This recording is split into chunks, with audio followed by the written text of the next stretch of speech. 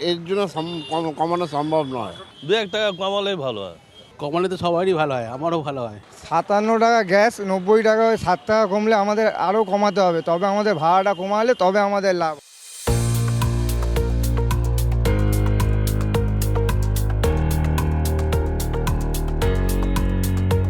আপনাদের জন্য একটা ভালো খবর আছে, তবে এই ভালো খবরটা সম্পূর্ণত এই সিদ্ধান্তের উপর নির্ভর করছে না, নির্ভর করছে এই সমস্ত অটো যারা পরিচালনা করেন সেই অটো ইউনিয়ন, যে ইউনিয়নের সমস্তটুকুই এই মুহূর্তে INTTUC থেকে বিজেপির ভারতীয় জনতা মজদুর সংগঠনের পক্ষে গেছে সেই ইউনিয়নের নেতাদের উপর।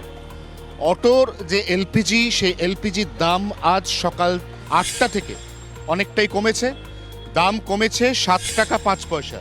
আমি এই রুটের যারা অটো চালক রয়েছেন তাদের সঙ্গে কথা বলবো।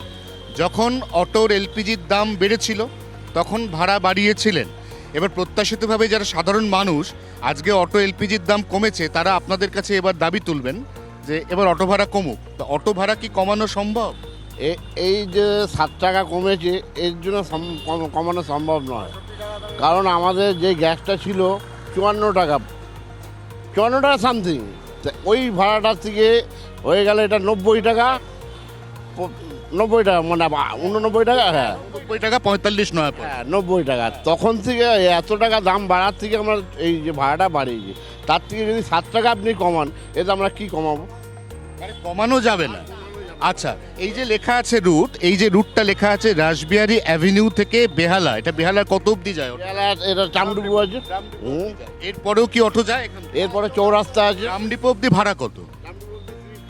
30 টাকা। আর চৌরাস্তা পর্যন্ত 30 টাকা। বেশ, আপনার কাছ থেকে জানতে চাইবো যে 7 টাকা এই যে দাম কমলো আজকে অটো এলপিজির, একজন যেমন সদস্য এই ইউনিয়নের বা এই রুটে, তিনি বলছেন যে না, এতে কিন্তু অটোর ভাড়া কমানো সম্ভব হবে না। আপনারও কি তাই? আমাদের জজকোটের রুট তো, হ্যাঁ 2-1 টাকা কমালেই ভালো হয়। যা কমানো কি যাবে? যাও না যাওয়া। অটো এলপিজির যখন দাম বাড়ে তখন তো ভাড়া বেড়ে যায়, আর অটো এলপিজির দাম আজকে কমেছে। এই যুদ্ধ পরিস্থিতি কিছুটা কন্ট্রোলে এসছে, 7 টাকা দাম কমেছে। আপনার কি মনে হয় এবার অটোর ভাড়া কমানো উচিত? কমালে তো সবারই ভালো হয়, আমারও ভালো হয়। উচিত কি উচিত? উচিত। দাম বাড়লে যদি ভাড়া বাড়ে, তাহলে দাম কমলে ভাড়া তো কমাবে। অবশ্যই কমা উচিত, অবশ্যই কমাচ্ছে কি বলছে? কি জানি এখন কি করে, কিছুই তো বোঝা যাচ্ছে না।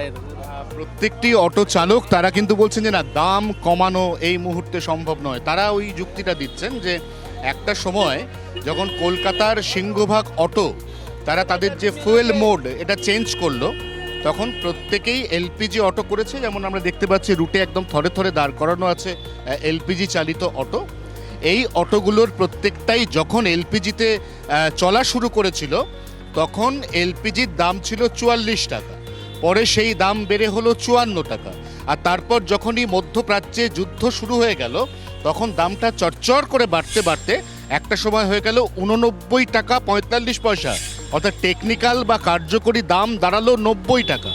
সেই জায়গা থেকে দাঁড়িয়ে আজকে যখন দামটা 7 টাকা 5 পয়সা কমেছে, তখনও কিন্তু এখানে অটো ইউনিয়ন, অটো চালক, তাদের প্রত্যেকের যুক্তি যে যত পরিমাণ দাম কমেছে তাতে যদি প্রতিটি যাত্রী সংখ্যা, প্রত্যেকটি ট্রিপে 4 জন করে, এই যে যাত্রী সংখ্যা, এই যাত্রী সংখ্যার সঙ্গে যদি সামঞ্জস্য রাখতে হয়, তাহলে এই 7 টাকা দাম, তার যে এফেক্ট, তার যে সুফল, সেটা অন্তত এই মুহূর্তে যাত্রীরা পাচ্ছেন না। যাত্রীরা কিন্তু বলছেন যে যখনই জ্বালানির দাম বাড়ে তখন অটো ভাড়া বাড়ে, তাহলে এক্ষেত্রে যখন জ্বালানির দাম কমলো তখন সামান্য হলেও কেন কমবে না অটো ভাড়া? এই উত্তর কিন্তু এই মুহূর্তে কারুর কাছেই নেই। জি 24 ঘন্টা চলবে। ক্যামেরায় নবীনের সঙ্গে অয়ন, রাসবিহারী মোড়, কলকাতা।